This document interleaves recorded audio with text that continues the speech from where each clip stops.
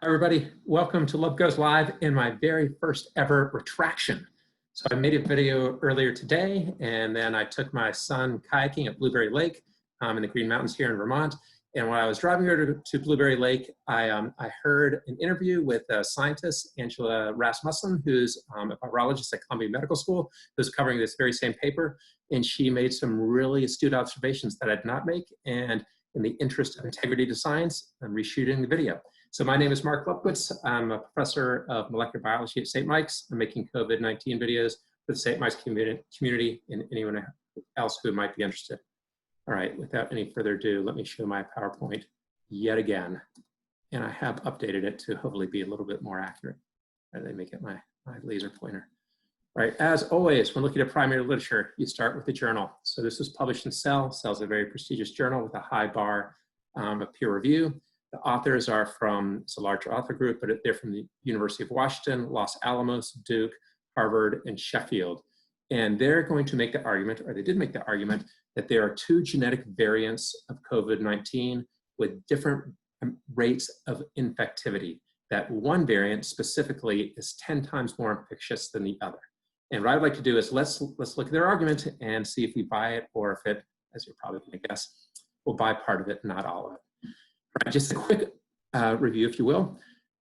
So genetic material, let's say RNA in this case, when it is copied, there is a certain probability that a mutation will be entered. So in this case, I changed a U into a G. Now keep in mind that coronaviruses have very low mutation rates. Arguably, they have the lowest mutation rates of any viruses that are known because they proofread. But if the average person produces trillions of copies of this genetic material when they're infected, well, the probability of introducing mutations becomes a little bit higher. Now, why should you care? Well, if you change nucleotides, because genes encode proteins, there's a certain probability that you will change the protein itself.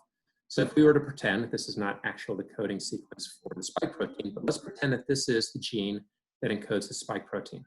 Right? If we enter a change into this gene, we may actually change this protein as well.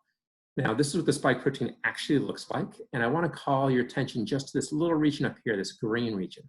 This is the part of the protein that is actually responsible for physically binding to the ACE2 receptor. Remember, that's the receptor that humans have, and it's this green region that binds to it that enables the virus to actually attach to our cells and then enter it. Then one more point before I move on. Most mutations actually are silent, meaning that they don't make a change to the protein itself. In this case, it did, and so that's why we're interested in it. Okay, let's zoom in on the spike protein. So this is the spike protein. In all its glory, it is 1,273 amino acids in length. And this paper is about really a what if one amino acid changes. And that one amino acid was number 614.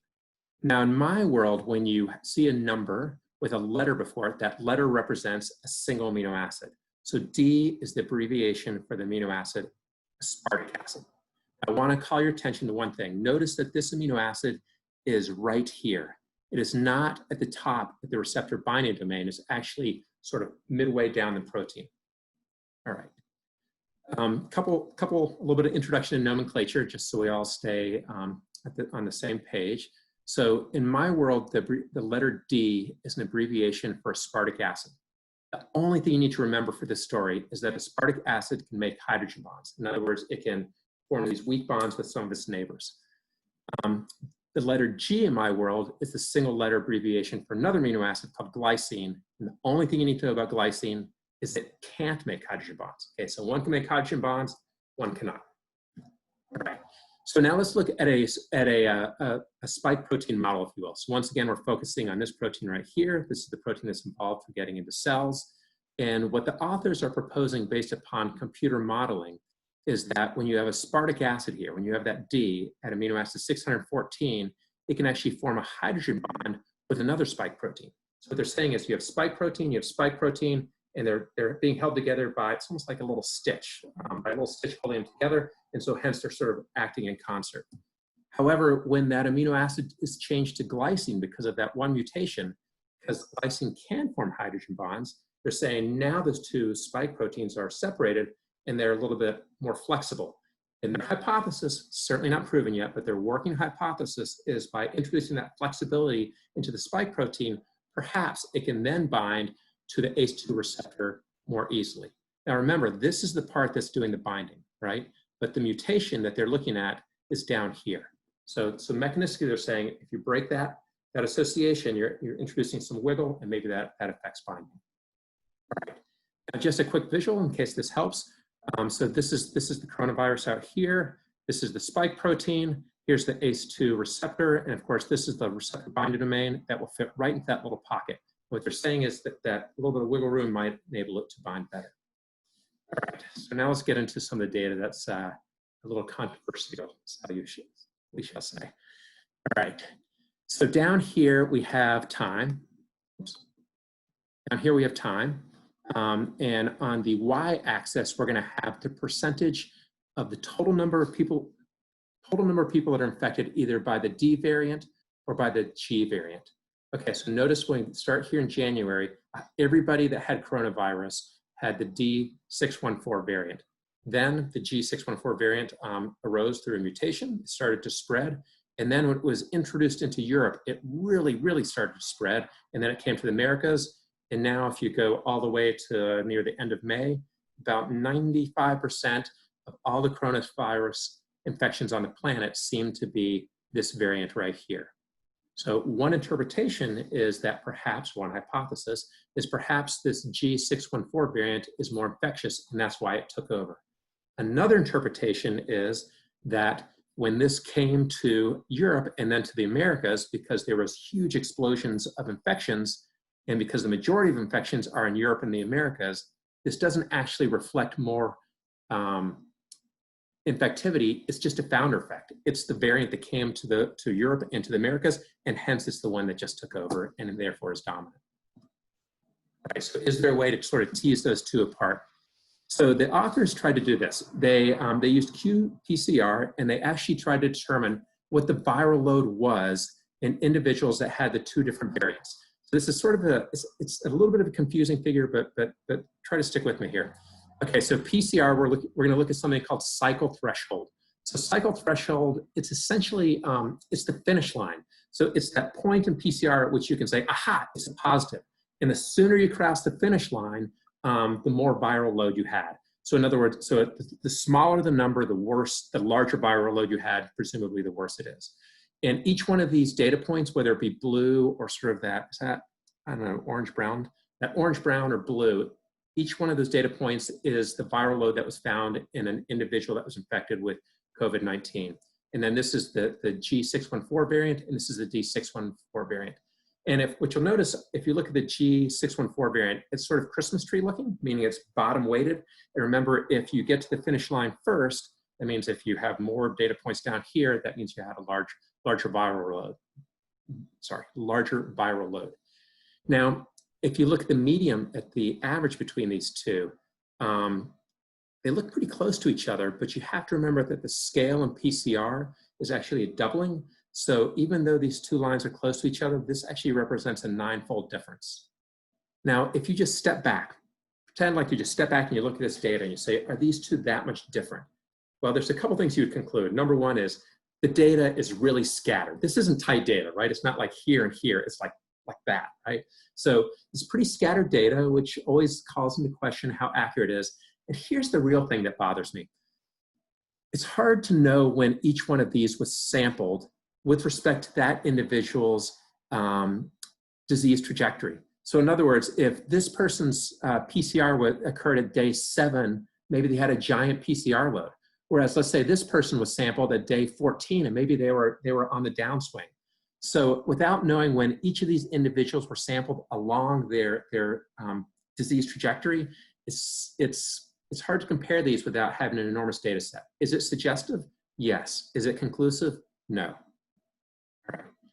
So the authors did another experiment, which I really like quite a bit, but as I'll point out, it's once again suggestive and not conclusive.